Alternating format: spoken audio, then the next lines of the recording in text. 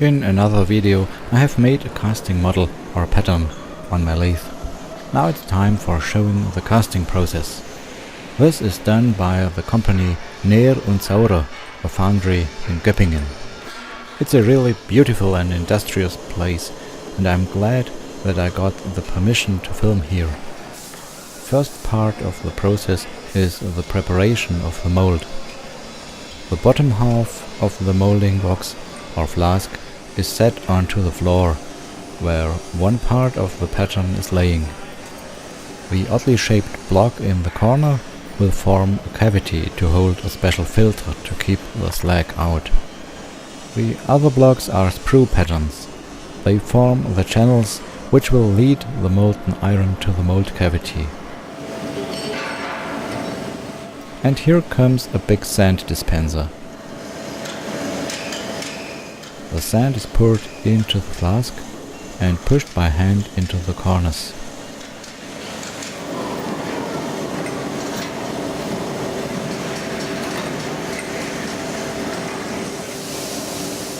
The flask is filled to the rim, and after some compacting, the top is trimmed flush with the rim.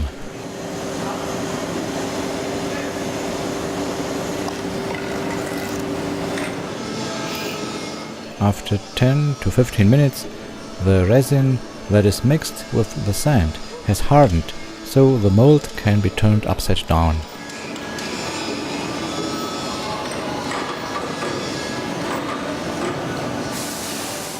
It's now in the same position as it will be later for pouring.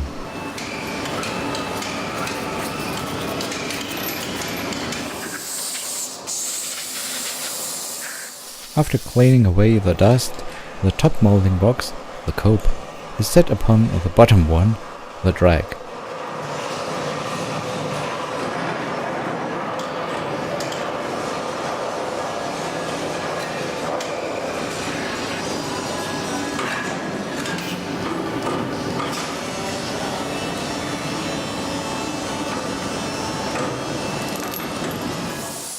Then the other half of the pattern is put in place.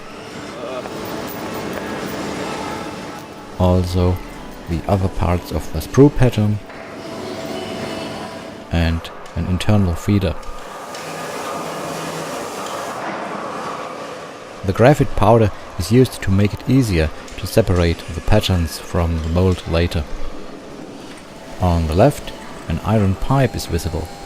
That's the pattern for the vertical parts of the sprue. The internal feeder is covered with sand completely. It's just a cavity with an opening towards the pattern.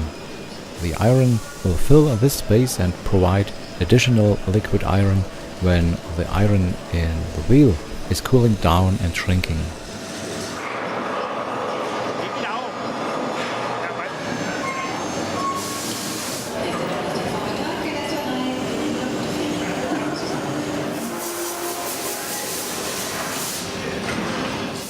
Now the halves of the mold are parted to remove the pattern.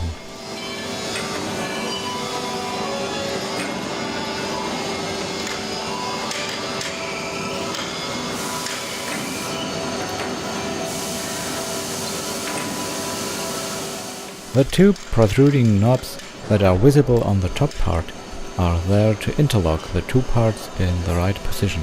So that's the moment when my threaded inserts in the model become important. 3 hooks are screwed into them, and with carefully knocking upwards, the pattern will eventually come loose. Of course, the pattern has to have no undercuts, and the vertical surfaces need to be slightly tapered.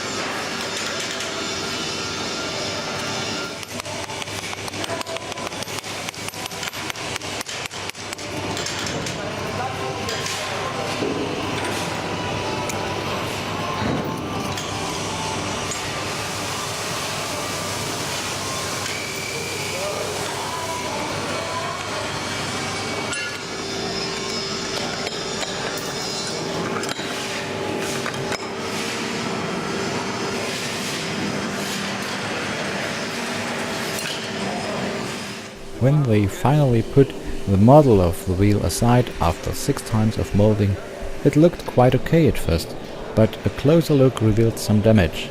If I had wanted more wheels, I should have used better wood. Next step is the preparation of the mold for the casting. This reddish liquid is a suspension of chamot.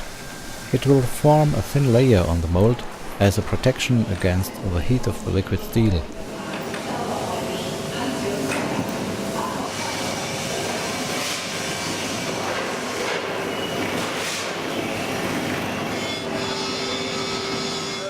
Because it's alcohol-based, it can be set on fire so it dries and hardens at the same time.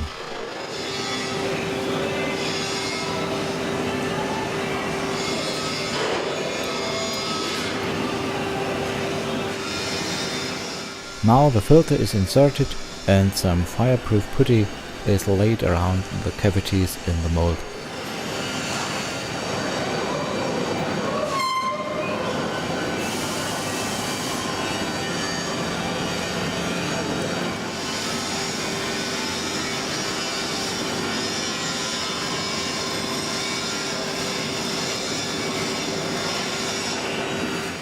Then the top is set upon the bottom and the 2 parts are pressed together with clamps.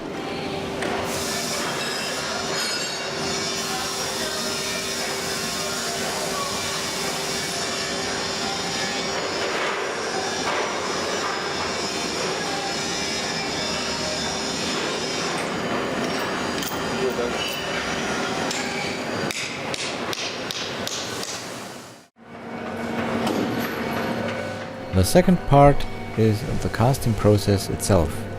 Here's the liquid iron in an induction furnace. Slag is removed from time to time.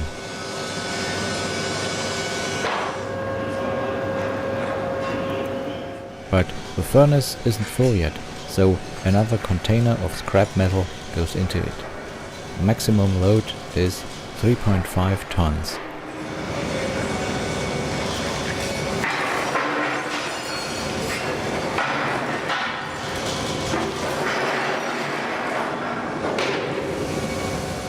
When the temperature is above 1350 degrees Celsius, the iron is filled into a casting ladle and brought to the molds.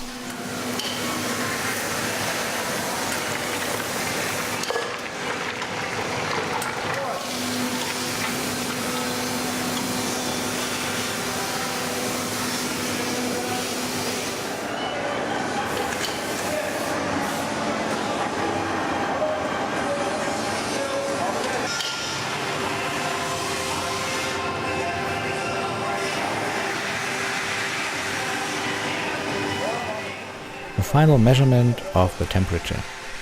Then about 80 kilograms of cast iron are poured into the mold.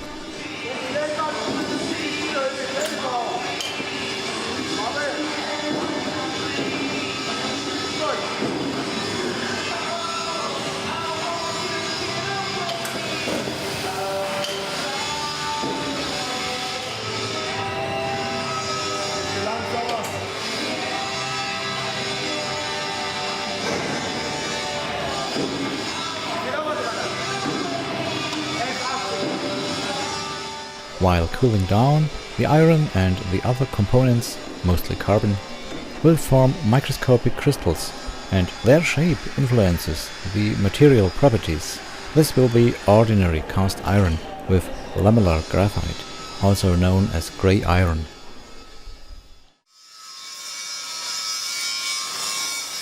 Some days later I came back and looked for the wheels in this part of the factory where the fettling and finishing is done.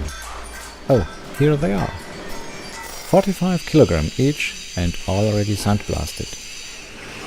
Next we will have to drill the holes into them, then they will be ready for use in our cannon project.